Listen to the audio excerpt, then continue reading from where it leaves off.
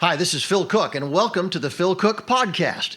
Today I have a very interesting guest, Alexandra Boylan, who is a filmmaker here in Los Angeles. She's produced multiple movies, and her strategy is really interesting, and I think it's going to be the core of what I want to talk about today with her. But before we get going, I want to remind you about my book, One Big Thing, Discovering What You Were Born to Do. I wrote this a number of years ago, and everywhere I go, I meet people that will tell me, Phil, I don't really know what I'm supposed to do with my life, why I'm created, why I'm on the earth right now, what I should be doing. The principle of the book is, you never, the people that really get on the radar, the people that accomplish great things, are never the people that are pretty good at a lot of stuff. They're people who are extraordinary at one big thing. And we're going to talk a little bit about that on the episode today. But I just want to remind you, this is a great book. If you're struggling, figuring out what your purpose is, what your destiny is all about, why you are wired the way you are, or how you're wired to begin with, this would be a great book for you. Or if you know someone else that's struggling with that, I'd encourage you to get it for them. It's an ebook. It's a hardback book. Get whatever. Either one on Amazon, Barnes & Noble, wherever. I'd encourage you to go get it. So today, let's start this incredible episode. I'm really excited about it with Alexandra Boylan.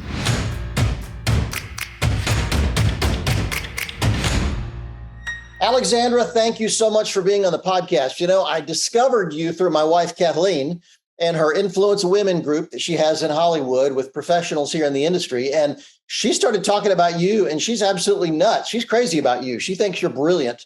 And once I started hearing her talk about you and all the things you've done, I thought, got to get this woman on my podcast. So here we are. Thank you for being here. Thank you for having me, Phil. Well, I am a huge fan of your wife and I love her. And so feelings mutual. Let me ask you, you're a film producer, you're a writer, you're an actor. How long have you been in Hollywood? 24 years.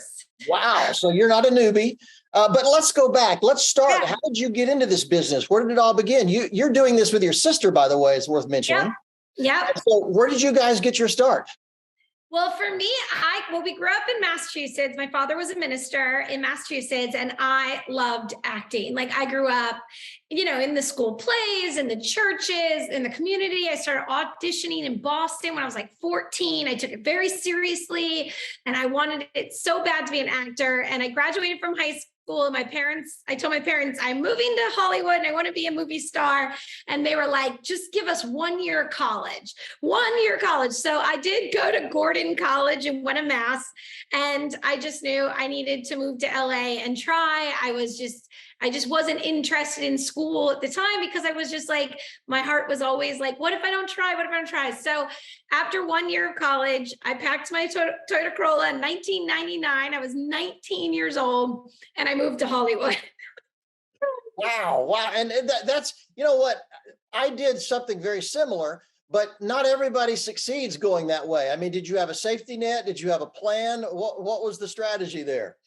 No, because a year later I became homeless and I actually lived in my car and my parents were like, it's time to come home. And I was like, no, I'm going to persevere and I can get through this. And so I didn't have a safety net. And I could say I spent the next 10 years from 19 to 29 pounding the pavement, trying to get an agent, trying to get work. And I just couldn't. And in 2009, I woke up and was like, oh my gosh, if I keep doing the same thing over and over, expecting different results, I will remain a crazy person. Wow. And I really felt like I was hitting rock bottom in LA and I'd been rejected. And I just was like, all right, God, maybe this isn't, I really thought it was what God wanted for my life, but it was not going well. So in 2009, I packed up that Toyota Corolla yet again. And I moved to Albuquerque, New Mexico. I heard that the industry was booming there. And I really needed to get out of LA and refocus and spend some time with the Lord. And I spent a year in the desert praying and resurrendering my life to the Lord and saying, okay, God, what do you want for my life? I'll do anything. Maybe it wasn't this. And I ended up standing in. I was standing in for Megan Fox, for Kat Dennings on Thor. I started getting on all these movie sets in New Mexico, and I met all these incredible independent filmmakers. And I said, you know what? What if I picked myself and I create a movie and I give myself the lead instead of waiting for someone to pick me? So I got a group of friends together, like 5 or 6 of us. We made a thriller horror movie, like in the New Mexico desert. Literally, I paid out of pocket for the movie. We made it because I knew that those genres will sell even with us without a star name. And this was back in like 2010. Okay. So we made this indie thriller and then I moved back to Los Angeles and I found a sales agent and I was able to sell that movie to RLJ Releasing, and it was on the shelves of Walmart and video stores. And then fast forward to how we got to where we are today as faith-based filmmakers is that I was sitting next to my sales agent at dinner and I said, okay, I have another horror movie. What should I make? And maybe we could package deal or something. And he said, no, don't make another horror movie. The market will be oversaturated next year. You know what you should make is a faith-based family movie. And I was like, what? Like, I wasn't on that trajectory. It was like, I feel like God like hit the table. I was like, I'm calling you into faith-based. And at first I was like, oh no, they can be a little cheesy and I don't know. And then, but he was like, listen, I'll give you $75,000 if you make the movie. The only requirement is football. So I called my sister who lives in Chippewa Falls, Wisconsin, and said, would you like to consult on a script that's a faith-based? And we looked at the landscape and there was no women being represented really in the starring role. So I went back to my sales agent, my executive producer at this point, and said, okay, we'll do football, but we're going to have it starring a woman. And he said, oh no, you can't do that because there's no numbers in the marketplace to back up a female-driven faith-based film. And I was like, well, that's because nobody's doing it. But if we do it, we will prove there's an audience. The buyers are women. Yeah. So yet again, I actually could not afford to keep my apartment in Los Angeles and make the movie. So I put everything I owned in storage and I lived on the road out of one suitcase for an entire year to make our first movie, Catching Faith. Wow. So when they say, God says, give up everything and follow me, I was like, I'm all in, God. I don't even have a home. All right, now let me go back and dissect that a little bit because you crammed a lot into that little short space. First of all, when you came out here, did you have a day job in those early days? Were you just living off in your car with nothing, with money from your parents? How are you making a living back then? Great question. And no, my parents were very emotionally supportive, but not financially supportive. So they couldn't. So I was waiting tables. I was pretty much doing every job. I'm very stereotypical actress. I was waiting tables at night. I got a job at a management company as a secretary to try to meet the managers. I worked at a massage place as a receptionist. I pretty much I probably worked at every single restaurant in Los Angeles. Like, I laugh, I drive by, I'm like, I work there.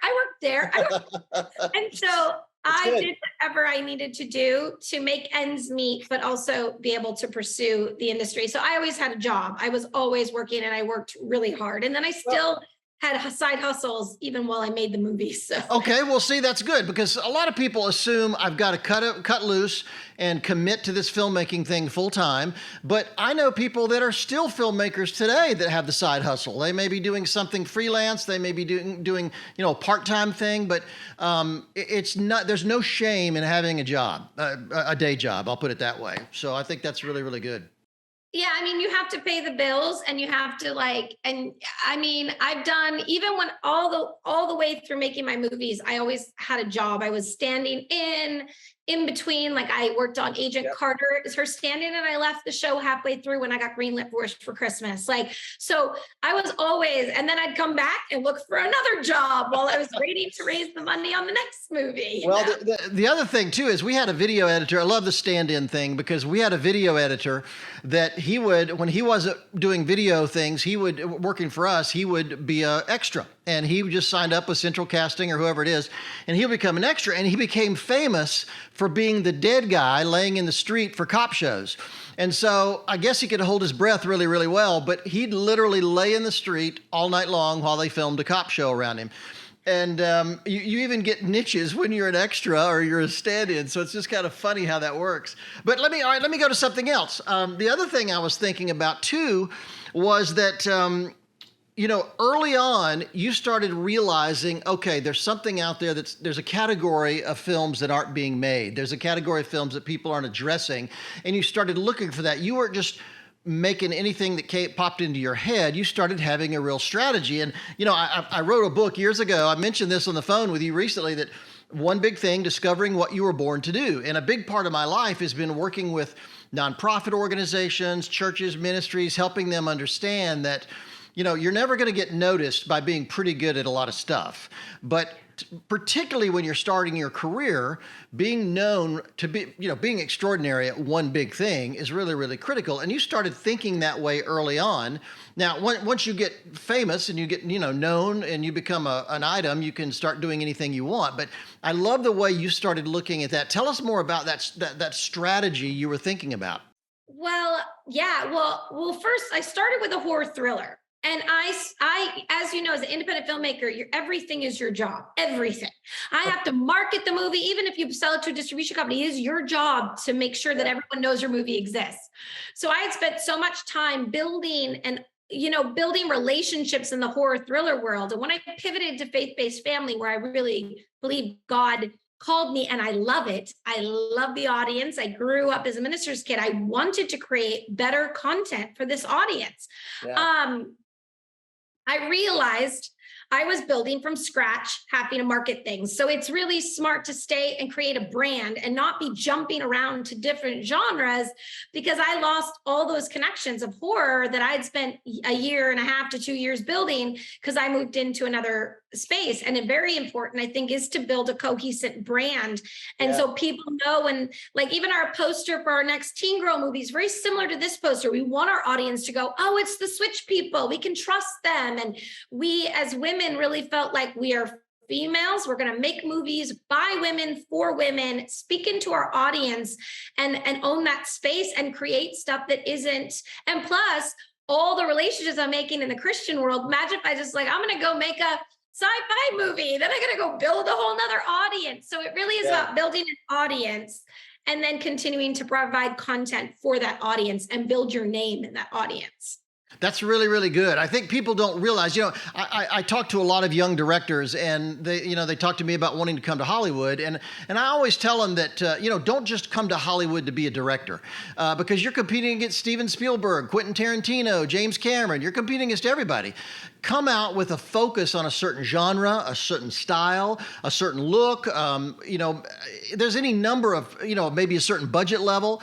And I just think it's easier to get known. I think until recently, the woman that won the most Grammy Awards in history was not Celine Dion. It wasn't Barbara Streisand, Aretha Franklin, or even Beyonce. It was Alison Krauss, the bluegrass player. Because year after year at the Grammys, when they announced the Bluegrass Awards, she just so dominates that niche, she walked away with all of them. So I think there's something to be said for finding a niche and really building, like you say, building a brand around that. Building a brand, building an audience. Yes, it's important. And every time I've gone into meetings, it also helps me go to meetings, because here I've got my slate of films I've made and the slate of films I want to make. And it's I've had a lot of studios or people come back to me going, you're like the first person who came in with a really cohesive brand. You weren't all over the place, and it helps us understand how to market you. And I definitely think as an independent filmmaker, when I'm selling my film, we just sold our most recent film to Vertical Entertainment, which I've worked with twice already. And Vertical knows that we know our audience, and we're going to participate and make sure that our audience, and we're going to get out there and make sure that they know it. And so as you build that, it also helps when you're going into meetings with Netflix or studios, that you can say, I already come with all of my audience that I will make sure is aware. And that just makes you more valuable and more chances to sell your movie and get it out there. You know what I mean? Yeah, that's another great word, I think, for young filmmakers is you're not just a director or a writer or a producer. You're the fundraiser, you're the marketing guy, you're the person out there promoting it. I think people have to go into it understanding that the market has changed. I mean, when I was young, a best-selling author could just write a book, turn it over to the publisher, and go to the beach. Now, when I write my books, I've got to pitch them. I've got to do the marketing. I've got to come up with a social media plan. We just have to be a little bit of everything nowadays. And sometimes I vacuum the houses after location we finish filming. So you really do too. Sometimes I'm mopping the floors or doing a crafty run. I mean, as a independent, you're doing it all, and you have to understand. I think another Yeah. thing, talking about brand, is really understanding the product you're making. You are making a product. A film is a product. And sometimes people don't really understand that is your responsibility when you even go in to sell your movie to the distribution company, that you have to understand how to market your product, because you're showing the distribution company how they're going to market your product. Some of them don't have time or imagination. So that's why I always say a poster is really important, because you're telling them exactly what kind of movie you're making, who the audience is, and then they go, oh, I'll buy that because I know how to market it because they did all the work for me. So we kind of know that. And I love what you said, because we do everything. So I have literally written my films, produced them, raised all, after my sales agent raised two of the movies, Catching Faith and Wish for Christmas. He got busy with his sales company and he was like, I'll be your EP, but I need you to go find the money.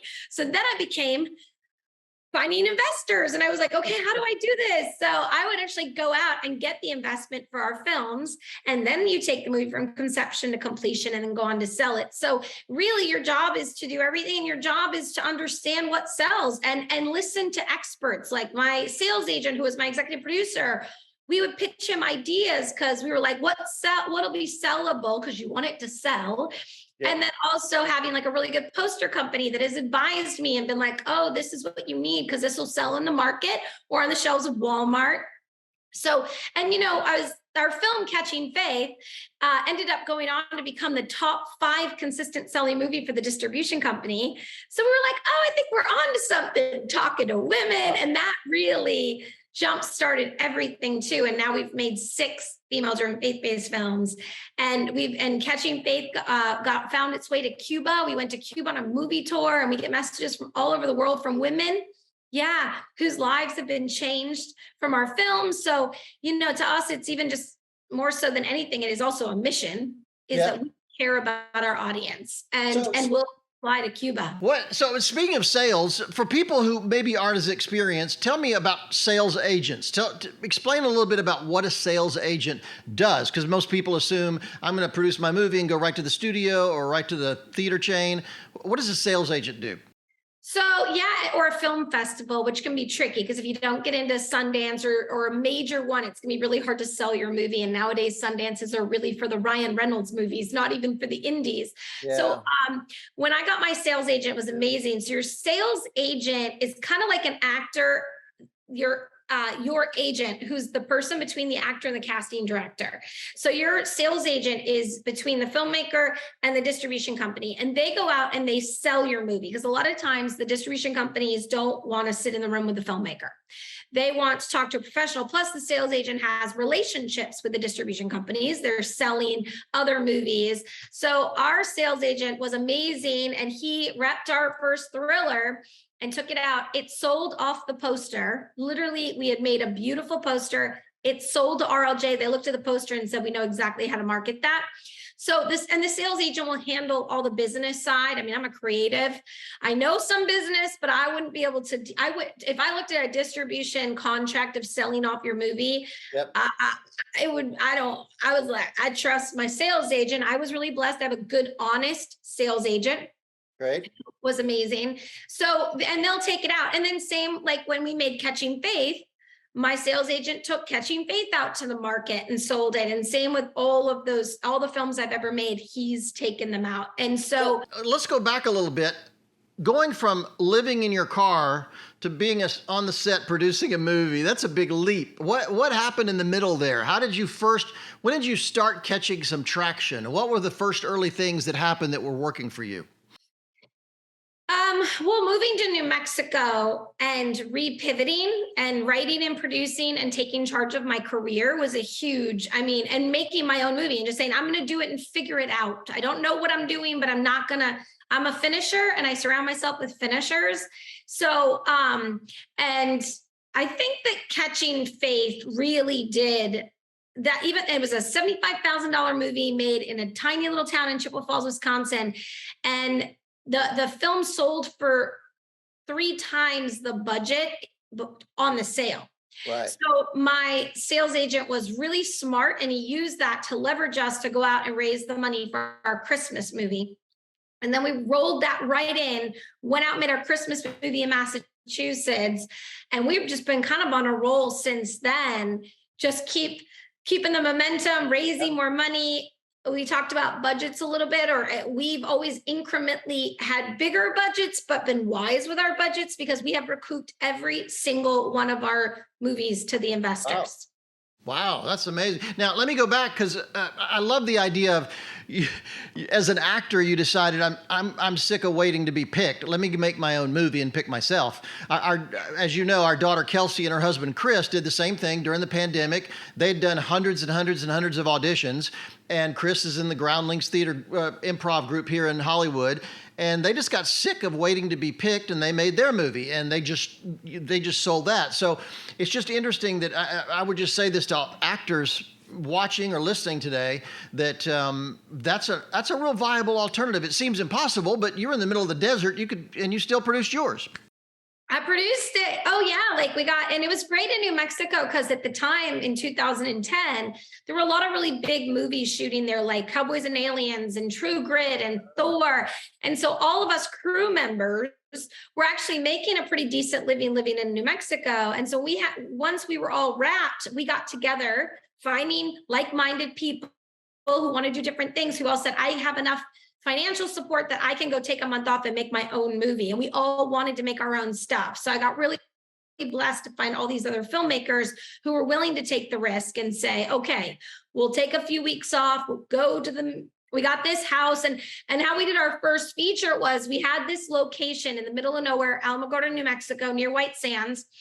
And we wrote the script around the location. So we're always kind of reverse engineering how we make movies, because we had to write the script around a location that we knew we had for free. And we all lived in a location while we were shooting the movie.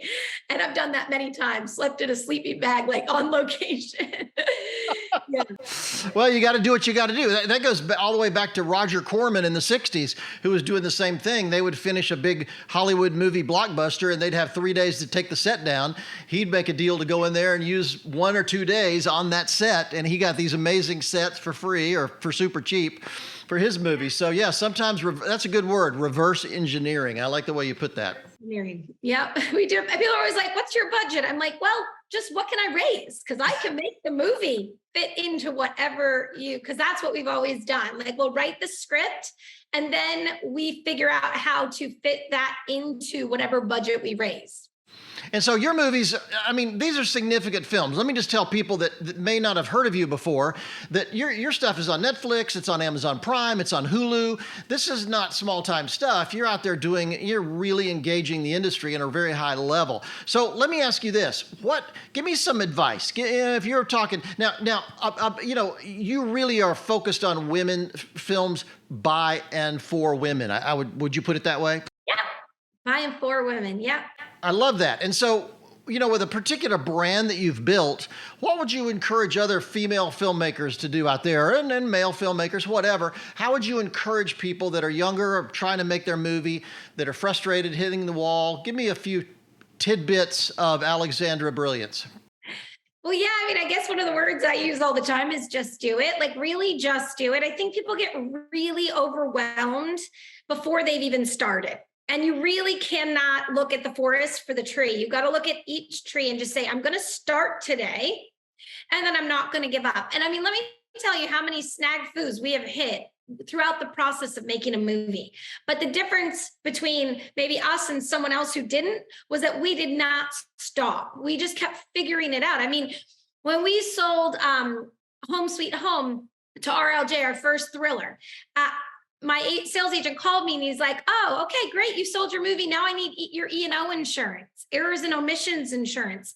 I was like, what's that? I have no idea what that is.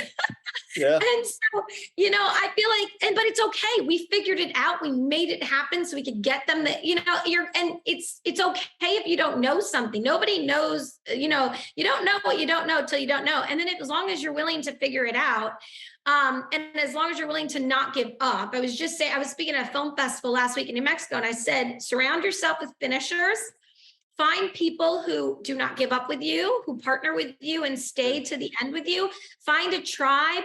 Really, I encourage, especially if you're an actor, find don't hang out with just actors, because you need a director, a cinematographer, someone who will hold the boom. So when I went to New Mexico and I met all these other filmmakers who want to do different things, it gave me the opportunity to partner with them. Whereas in LA, I was spending most of my time with actors and none of them wanted to be directors. So I couldn't have found people who wanted to make something with me, because they all be like, well, I want to be in front of the camera. And then I also That's true. yeah, you want to find like people who want to do different things, and then build your tribe, be good to people. I am still working with some of the same people I've worked with since my very first feature film. 10 years later, I have the same team, and I take care of my team. I go to bat for my team. Like, I think that's a big thing. You never want to be like, oh, I don't need you. I mean, that's a terrible, terrible attitude to have. I am always making sure that everyone I work with is taken care of, and we're a tribe and we keep going. And you become like a well-oiled machine and in the indie world, that's really helpful to have a team that is all work together, knows what they're doing. We can just make the film, sell the movie. I've got my poster company. I have my sound designer, my composer, once you find those people, keep them, because post is one of the hardest, because you're usually not going to get people to work in post for cheap. So put that in your budget. You need the sound designer and the composer and the color corrector. But if you can find really good people, like my sound designer, he's way above our pay grade, but he has a daughter and he loves what we're doing.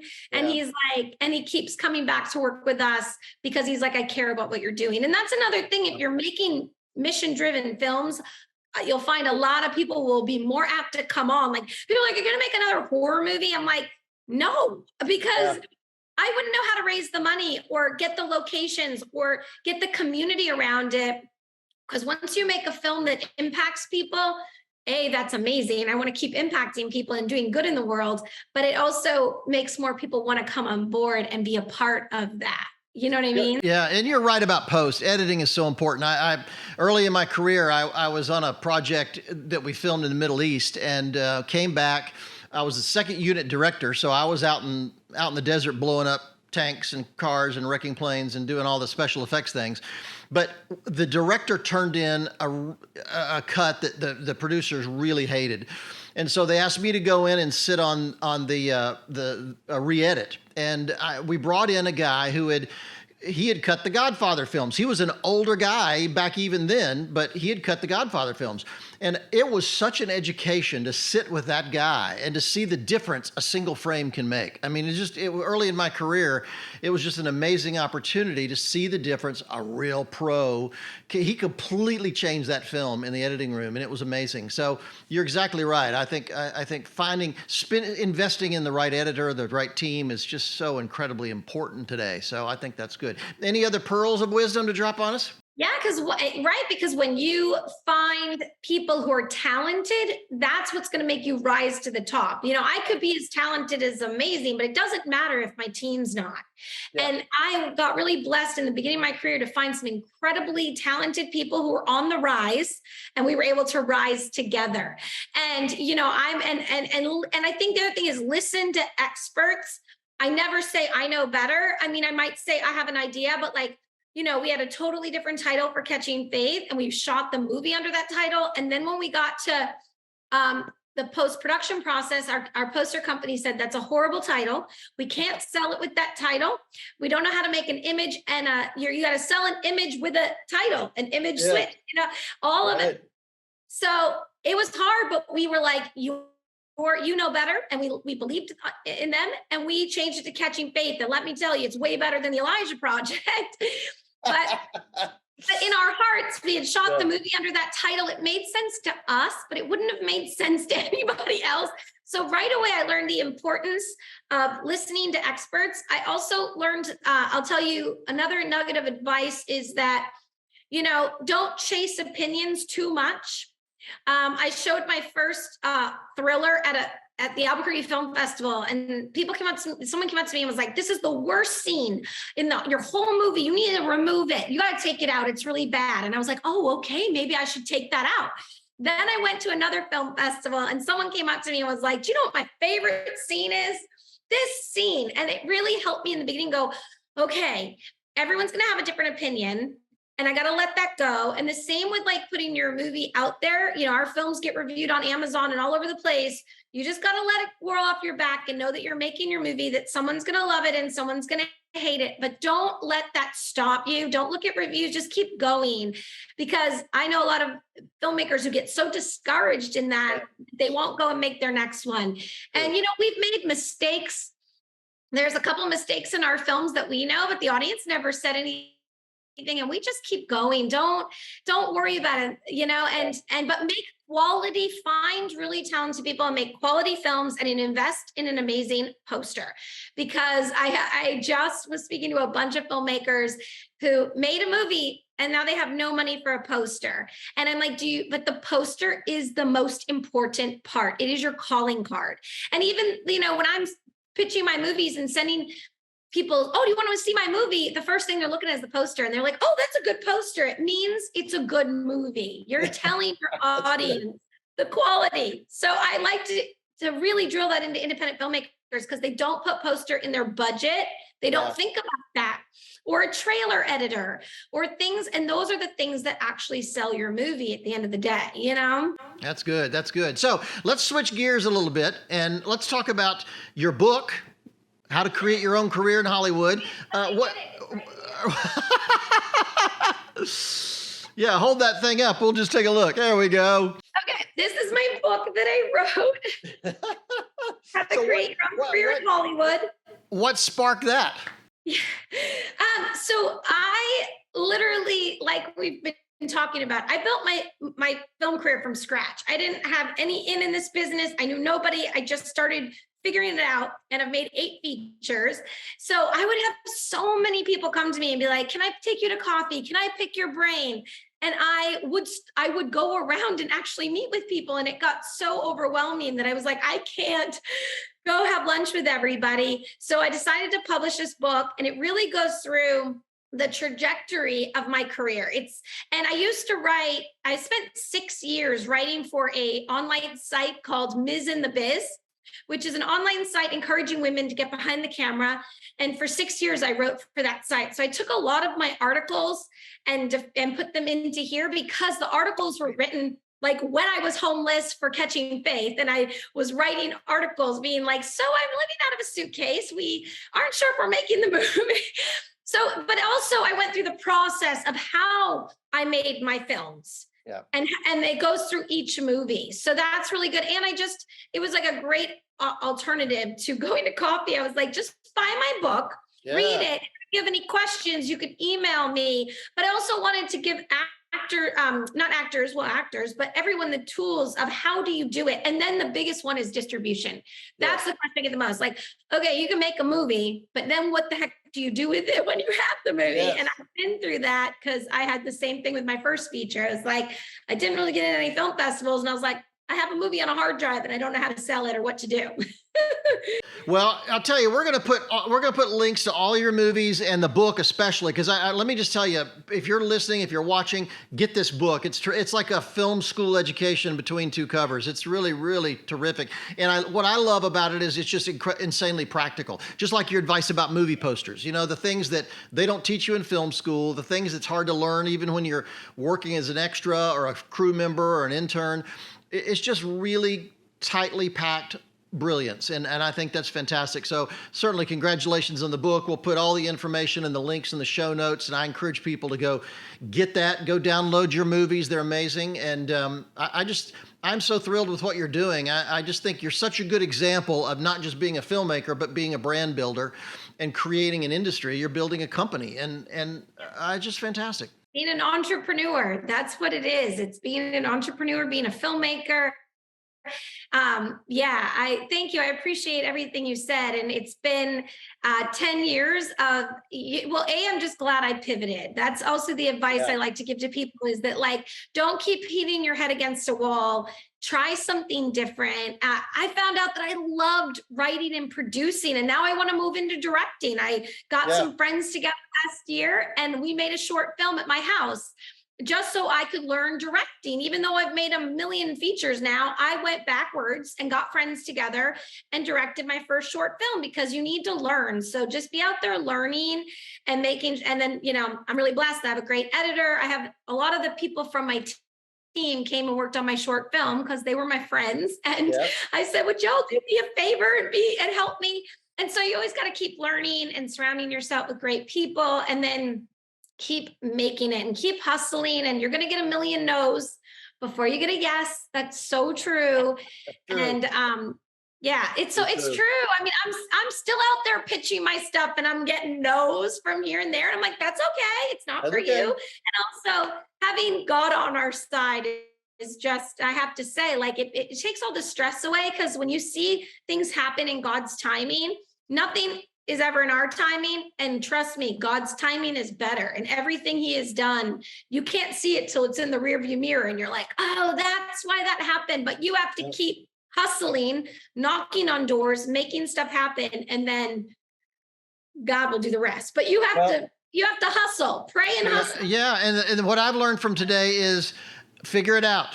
Figure it out. Yeah. I didn't know what I was doing, but I figured it out, and I had a great group of teammates who also went along with me. And, I didn't have, literally, you guys, like, when we were doing our first feature, I was waiting tables after we had finished it. I had so little money, and I found this sound designer, and I said, could I bring you $100 a week until I can pay you off? And he's like, of course. And I would work, and then I'd run over with my apron and I hand him $100 and that. And but here's the deal. I still work with him today. And every time my budgets get bigger, I get to pay him more. So, and meant a lot to me that he helped me when I was struggling. And now I'm always like, I will hire you and get you a bigger budget every time. So it's important to take care of the people that took care of you in the beginning. You make sure you take care of them as your career flourishes. Good. Alexandra Boylan, thank you. You're brilliant. And I'm so grateful for this. And like I said, we'll put all the links, and I encourage people out there to go check out stuff, get the book, and go download your movies, because they're fantastic. And thanks again for being a part of this. Thank you for having me, Phil. This was great. Well, I'm thrilled you are here. Thanks so much for listening. And remember, go to my blog at philcook.com, cook with an E, to find out the latest of what I'm thinking about and what I'm doing, and continue to check and download these podcasts. There's so many up now that there's bound to be some things in there that are really focused on what you're struggling with right now. And let me remind you, my book, One Big Thing, Discovering What You Were Born to Do. You can get it at barnesandnoble.com, Amazon, any other online retailer. It's a great book for helping you figure out what you are wired to do, what you were put on the earth to accomplish, and I think it'll be super helpful to you. So thanks again for joining us. Rate us, share us with your friends. If you know someone who's a struggling filmmaker and could benefit from our conversation today with Alexandra, I'd encourage you, send it to them. I think it would really make a difference in their life. And I'll see you on the next episode.